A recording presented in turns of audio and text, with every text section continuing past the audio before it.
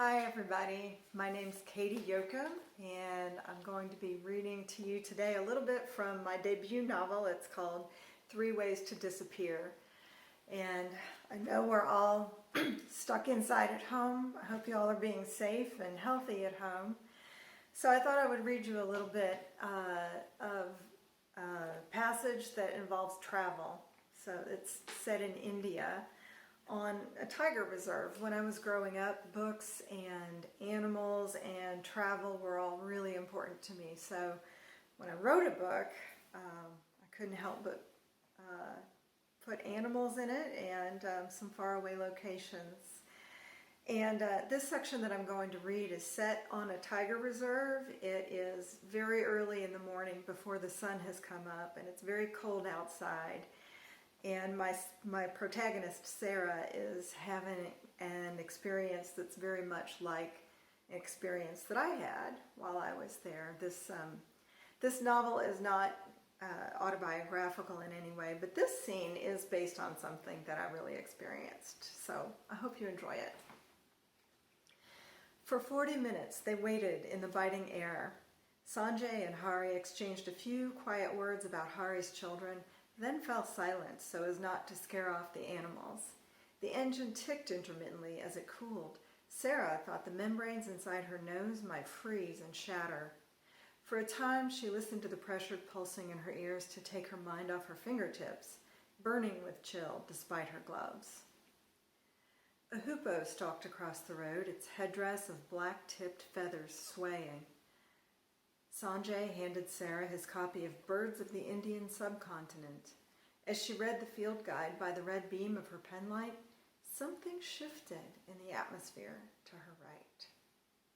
Without moving, she slid her eyes in that direction, and there he was, a tiger, standing alongside the jeep. She could have reached out and touched him. In the gray half-light, his body blended into the forest like a ghost. He turned his head and looked right into her eyes. Then he stepped past her into the headlights, and Sanjay whispered, "Tiger, tiger, tiger," and the 4 of them rose to their feet. In the light, he was no ghost, but a big, glossy male, long and lean, close enough that Sarah could see the individual hairs in his fiery orange coat. His breath turned to smoke as it hit the air.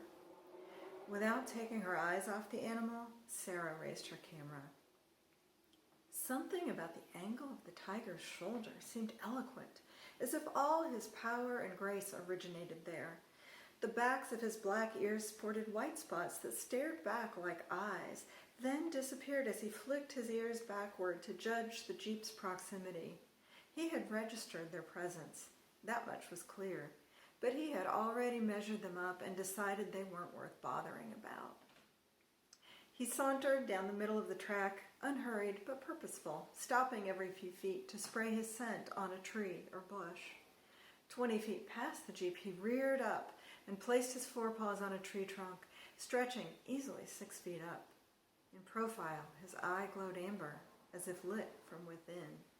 His tail swished the dust as he pulled his claws through the bark, which squealed and groaned under his mauling. Hari started the engine, and the tiger turned his head, his eyes transforming into an unearthly electric green. He pulled his black lips into a demonic snarl, wrinkling the skin of his nose and cheeks. His long canines gleamed. Then he dropped silently to all 4s and disappeared into the trees. Sanjay turned to Sarah and grasped her hand in victory. "God is smiling on you," he said. And in fact, so was Sanjay himself. That was Akbar, the resident male. To see him in your first hour in the park, it's unheard of. Later that morning, back in her apartment, she thought about that moment. God is smiling on you. People didn't usually talk to her that way, but she liked that Sanjay did. Thank you.